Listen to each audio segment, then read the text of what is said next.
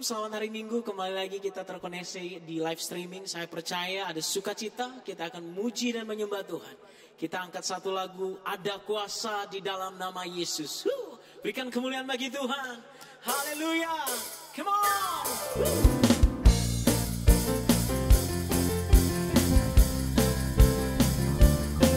Yes Lord, namamu berkuasa Tuhan.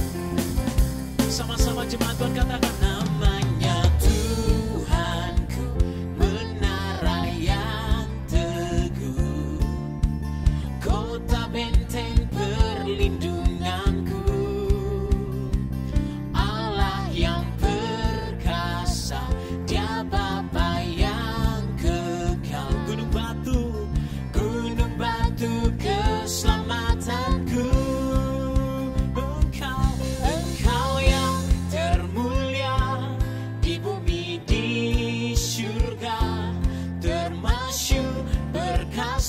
Selamanya Engkau yang berkuasa di dalam segala hal, ada kuasa dalam nama Yesusku. Namamu berkuasa Tuhan. Haleluya. Cuma Tuhan katakan namanya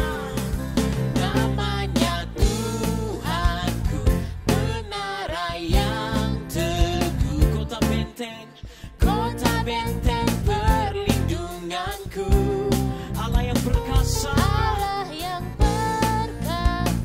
Dia Bapa yang kekal, gunung batu keselamatanku. Engkau yang termulia di bumi di surga, termasyhur perkasa selamanya. Engkau yang berkuasa di dalam segala hal, ada kuasa dalam nama Yesusku. Katakan nama Yesus, nama di atas segala nama, nama yang telah membebaskanku. Segala kuasa tunduk, come on. Segala kuasa tunduk pada nama itu, Yesus Tuhan segala Tuhan. Namamu, nama di atas segala nama, yang bebaskanku, nama yang telah membebaskanku. Segala kuasa, come on.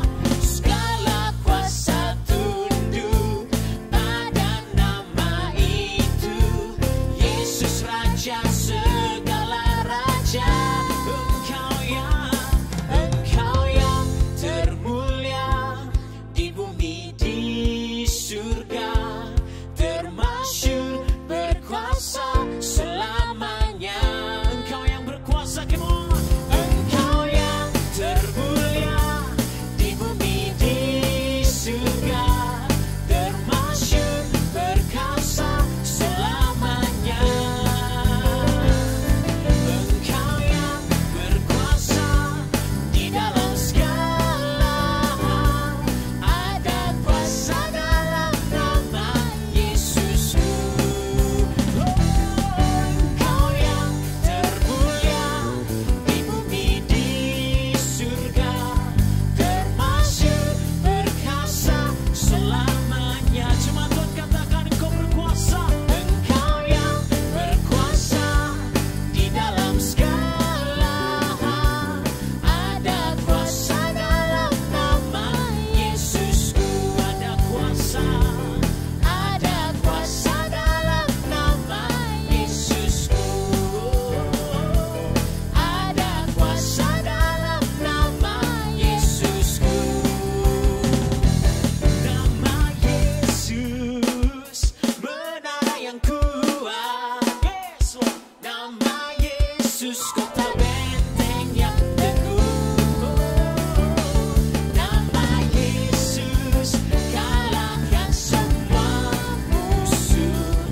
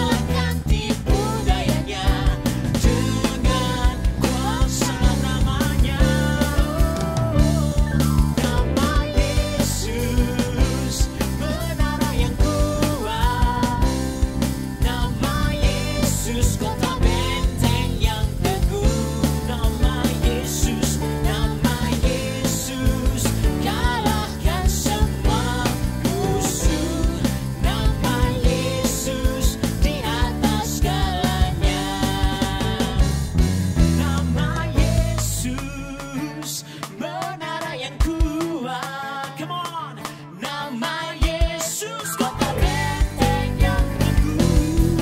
Oh, nama Yesus, kalahkan semua musuh. Nama Yesus di atas segalanya. Nama Yesus, nama Yesus di atas segalanya. Nama Yesus, nama Yesus di atas segalanya. Yes, berikan kemuliaan bagi Tuhan. Nama Yesus berkuasa. Haleluya. Oh Lord. Terima kasih Tuhan, kami datang menyembah. Kami memuji Engkau Tuhan, sebab Engkau beserta kami, Engkau bersama dengan kami Tuhan. Mari bangkitkan rohmu. Oh,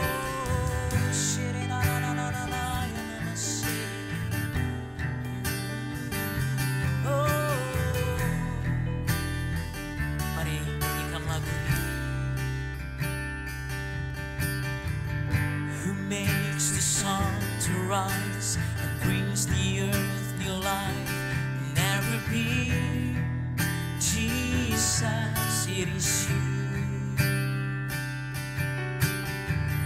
Who turns the day to night and watches me as I flow? Jesus, it is you. Who brings me food for my table? Who cares for all of my needs? Who walks the road with me, has grown with me through all that I have been? Jesus, it is you. Jesus, it is you. So I lift my hands, so I lift my hands, and I bring my soul, all of my days, and all of my days, all of my rights, all of my wrongs. I offer my life here and beyond to the one thing true, to the one thing true. Jesus, it is you.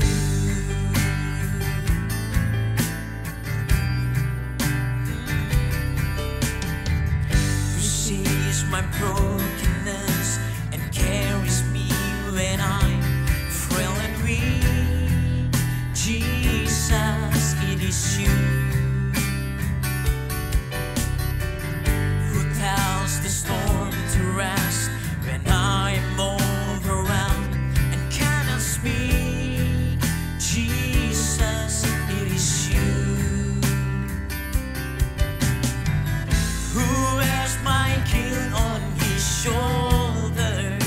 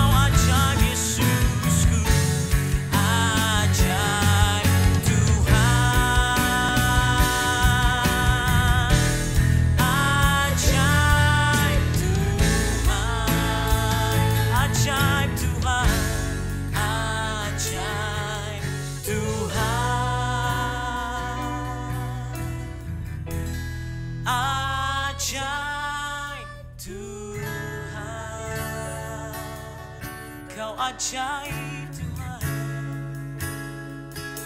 Kau ajaib bagi kami Tuhan.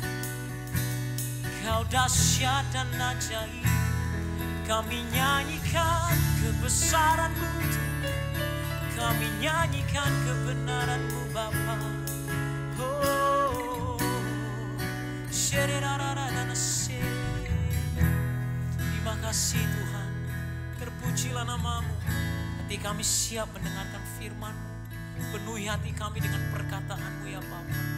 Sehingga kami bertumbuh, berakar, berbuah di dalam nama Yesus. Terima kasih Tuhan. Haleluya. Amin. Shalom, selamat pagi jemaat yang terkasih di dalam Tuhan Yesus Kristus. Saya percaya kita semua senantiasa dalam penyertaan Tuhan sampai saat ini. Dalam menghadapi situasi yang sulit ini, saya percaya Tuhan senantiasa menuntun kita melewati masa-masa sulit ini. Kondisi yang terjadi saat ini membuat banyak orang menjadi tawar hati, khawatir. Mereka hari-hari terakhir ini mulai kehilangan pekerjaan karena ekonomi yang melambat. Mungkin Anda bekerja di toko, Anda bekerja pada bidang retail, atau proyek-proyek, atau apapun itu. Saya ingin katakan kepada Anda sekalian bahwa Tuhan mengasihi Anda, bahwa ada masa-masa di mana kita harus benar-benar mawas diri. Dan pada saat ini, di masa-masa yang sulit ini, tetap miliki pengharapan yang kokoh di dalam Tuhan. Saya percaya bahwa firman Tuhan selalu memberikan kekuatan buat kita semua. Amin. Karena ketidakpastian ini bukan hanya sekedar kehilangan pekerjaan, tetapi juga ada ancaman pandemi yang menjadi momok buat masyarakat di bangsa ini. Bahkan umat Tuhan, banyak yang khawatir karena takut terpapar atau tertular COVID-19. Dan saya percaya selama kita hidup dalam protokol, dalam anjuran yang benar, dan menjaga diri dengan baik, patuh kepada apa yang disampaikan oleh pemerintah, kita akan baik-baik saja. Kenapa? Karena Allah yang menjaga kita. Dan kita juga bertumbuh di dalam pengertian, hikmat, dan penalaran kita akan menghadapi situasi yang saat ini sedang kita hadapin. Kebanyakan orang menjadi panik dan depresi dalam situasi yang sedang terisolasi ini. Saya percaya bahwa ketika sedang terisolasi ini, kita juga mau belajar bagaimana menjadi tenang. Jadilah tenang dalam situasi-situasi demikian. Saya kasih judul firman Tuhan pada pagi hari ini, jadilah tenang. Saya teringat akan surat Petrus yang pertama kepada jemaat yang ditambahkan ketika Petrus sedang berkhotbah di hari Pentakosta di Kisah Para Rasul. Mereka adalah orang-orang percaya yang berasal dari Pontus, dari Galatia, dari Kapodokia, Asia Kecil, dan Bitinia. Yang pada saat itu ketika surat Petrus yang pertama ditulis, mereka menjadi wilayah jajahan daripada bangsa Romawi. Dan di sana ada orang-orang percaya yang mengalami masa-masa yang sulit. Mereka terisolasi. Cuma bedanya kita terisolasi karena pandemi, karena COVID-19. Tetapi orang-orang percaya pada saat itu teraniaya dan mereka terisolasi. Namun ada sebuah tulisan yang diilhamkan oleh Allah untuk Rasul Petrus tuliskan kepada jemaat untuk memberikan kekuatan.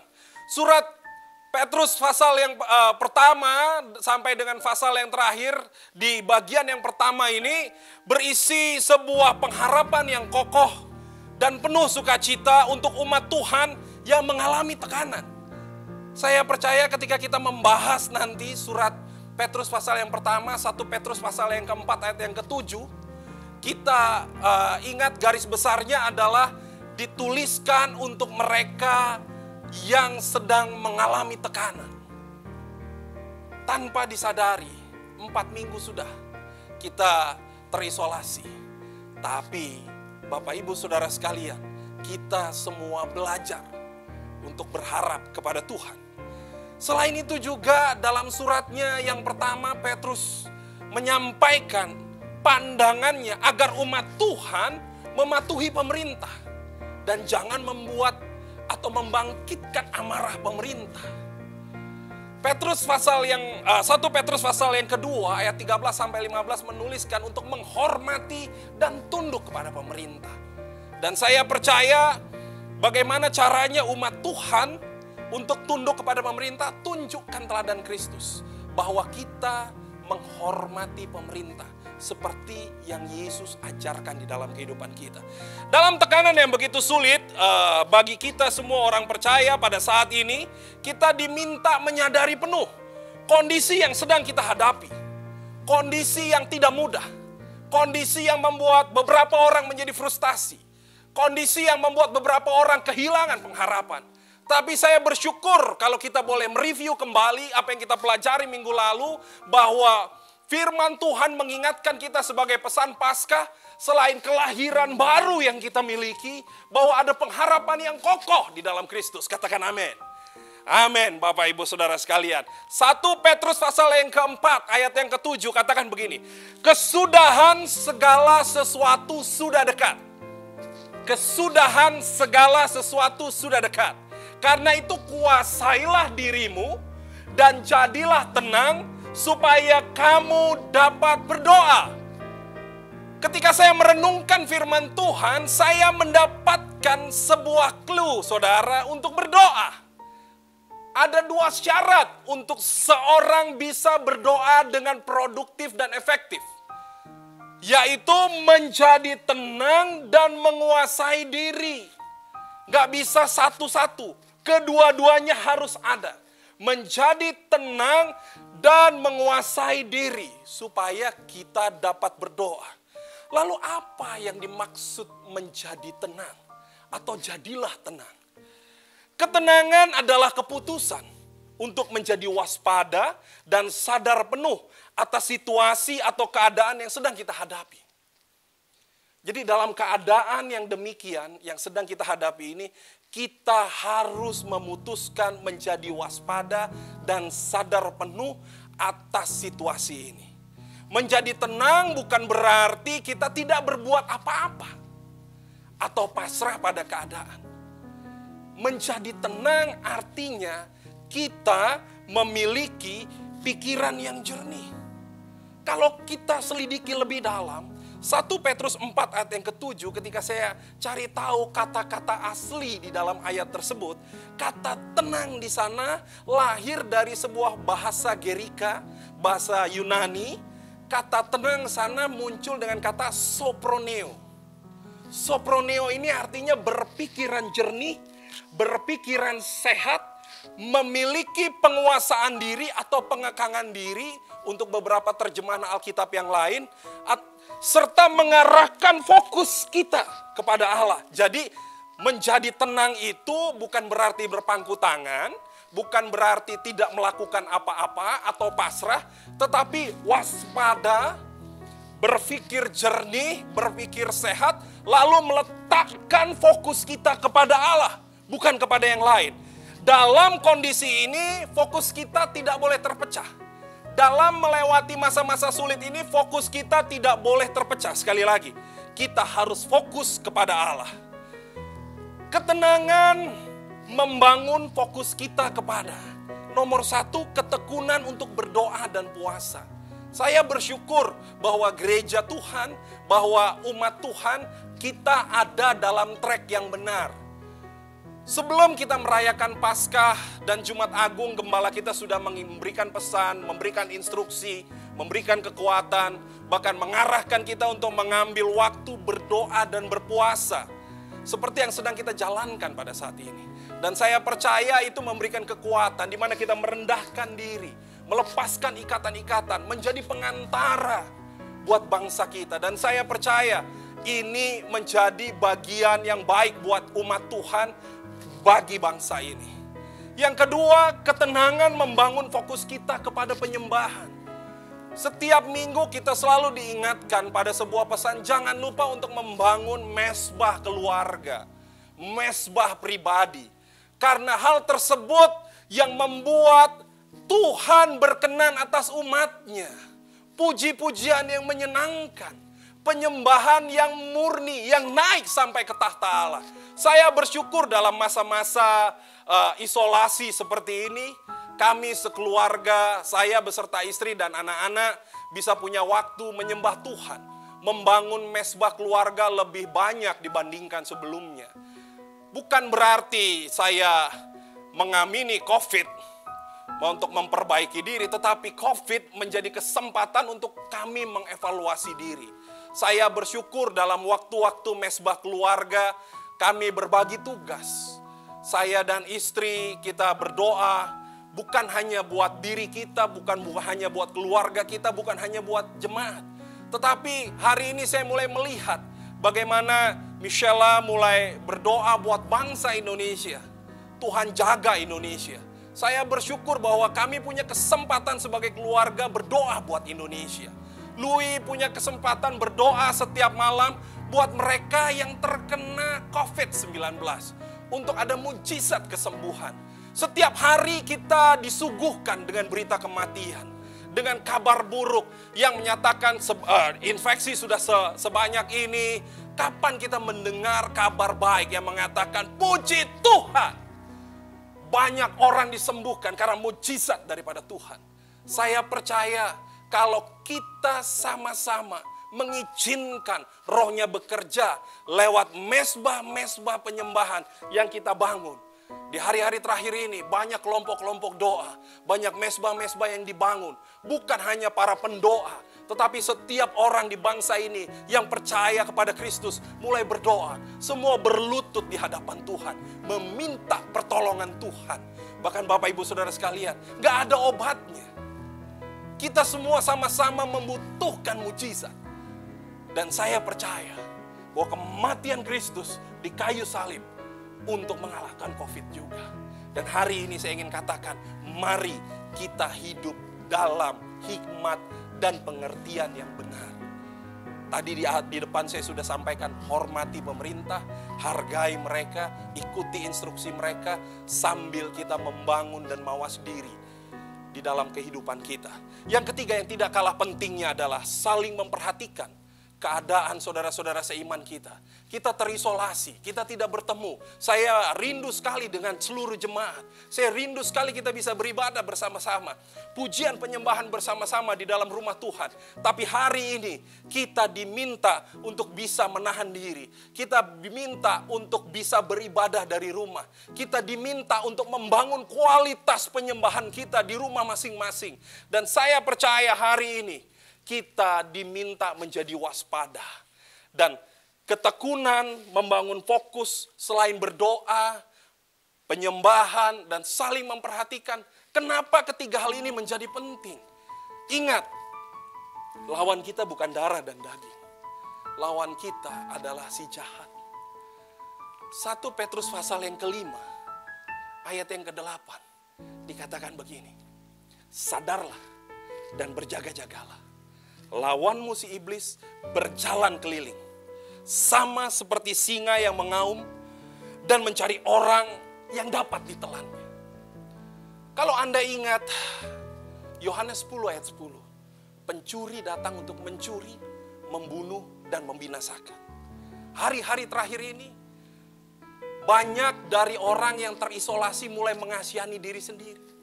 Banyak dari orang-orang percaya yang terisolasi mulai kehilangan kehidupan kerohaniannya. Hari ini Anda jangan menjadi lengah. Bapak Ibu Saudara sekalian, bangkitlah. Bangkitlah dan waspadalah. Jadilah terang. Supaya setiap orang bisa melihat terang yang ajaib di dalam kehidupanmu. Sadarlah, iblis sedang berjalan seperti singa yang mengaum-ngaum, mencari kesempatan. Mereka yang mengasihani diri sendiri. Beberapa dari Anda mulai diingatkan akan masa lalu Anda. Berapa dari Anda, oke, kita kerja di rumah, jadi santai aja. Saudara, kita tidak diminta berpangku tangan. Berjaga-jagalah. Berjaga-jagalah. Jangan menjadi takut. Kita semua diminta berpikiran jernih. Dan kita diminta waspada. Kenapa kita harus berjaga-jaga? Ingat, kita diisolasi pada saat ini. Kita kehilangan kesempatan bersekutu dengan saudara seiman. Dalam kehilangan kesempatan ini, kita harus tahu bahwa kita rentan terhadap putusnya hubungan dengan Tuhan. Isolasi tanpa komunikasi dengan Tuhan akan menyebabkan kematian.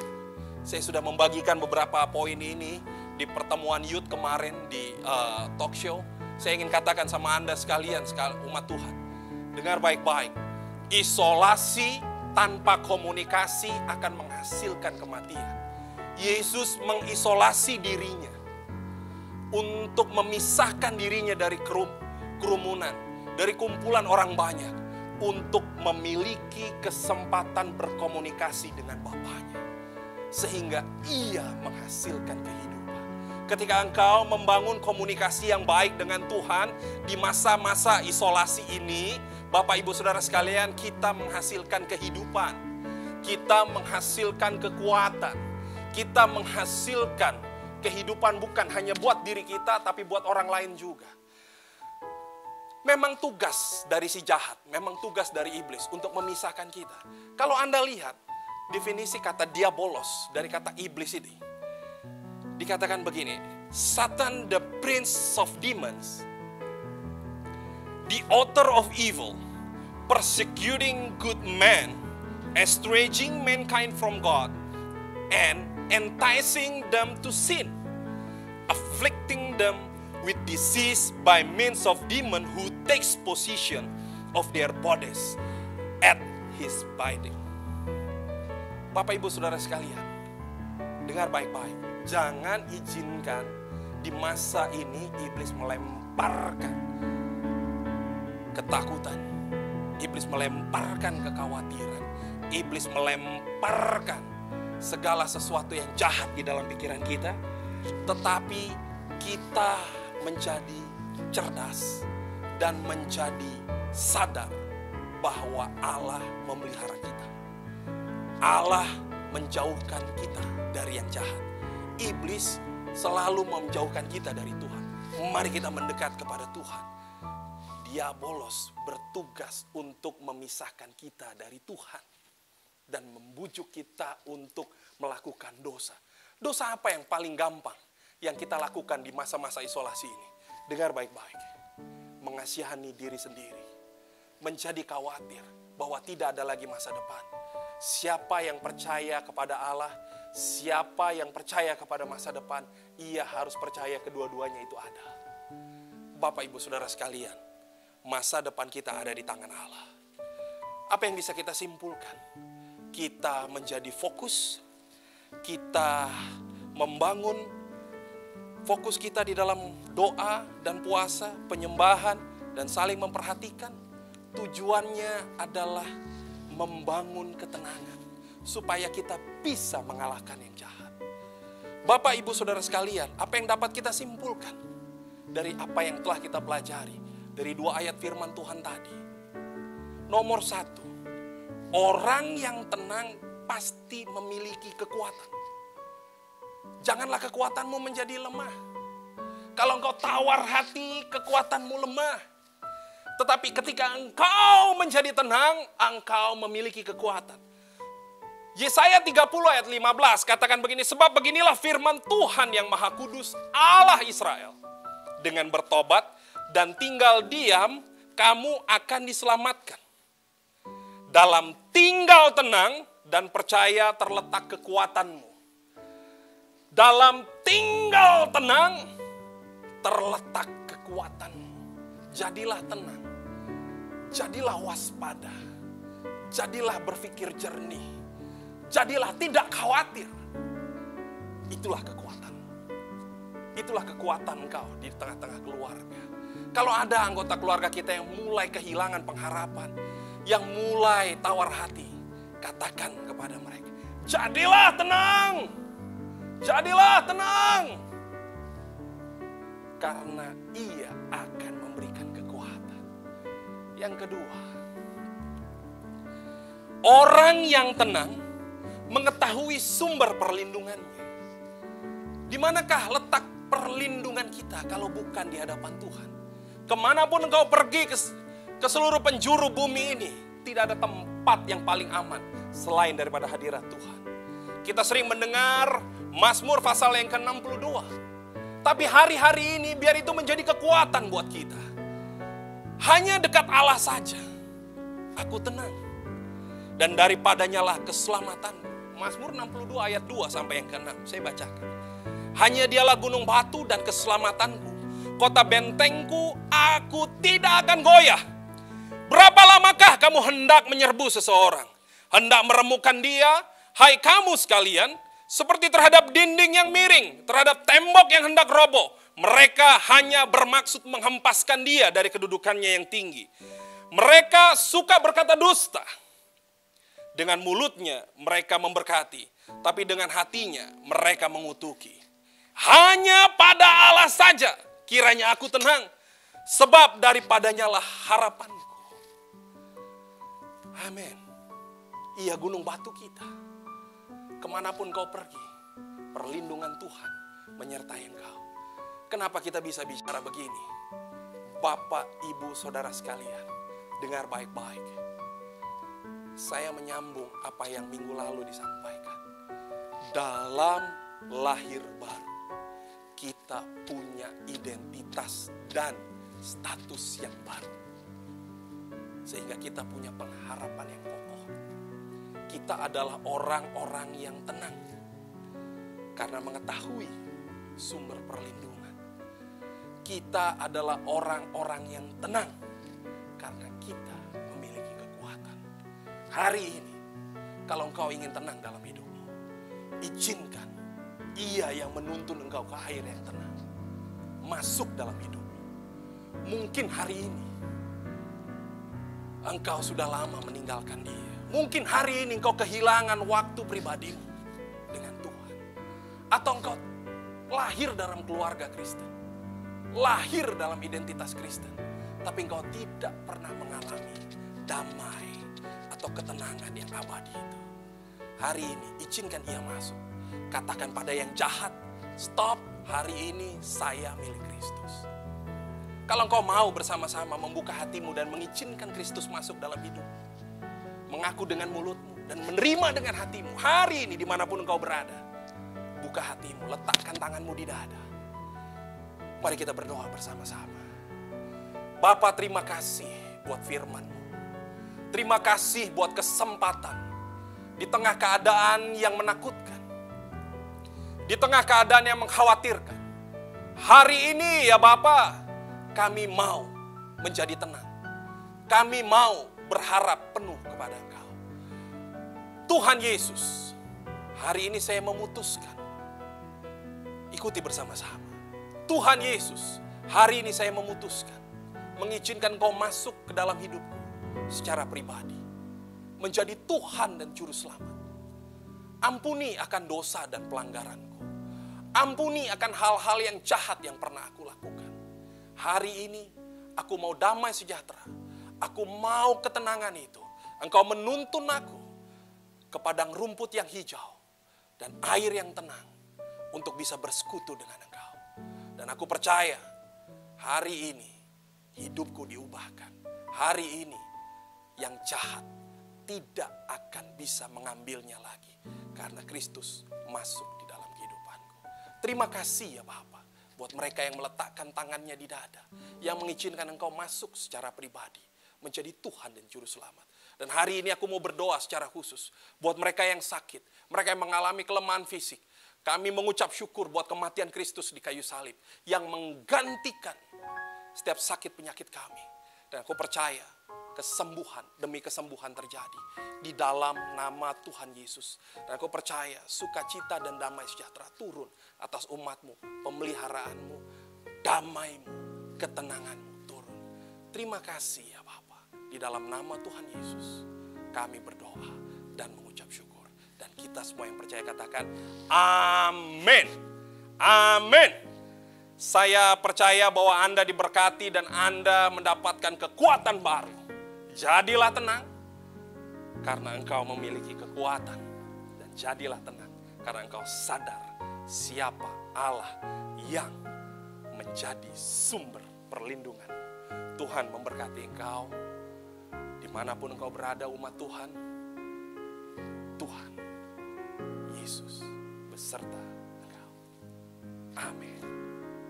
Puji Tuhan, Saya percaya setiap firman Tuhan yang ditabur tadi memberikan kekuatan kepada Anda dan saya, kita semua. Amin, saudaraku.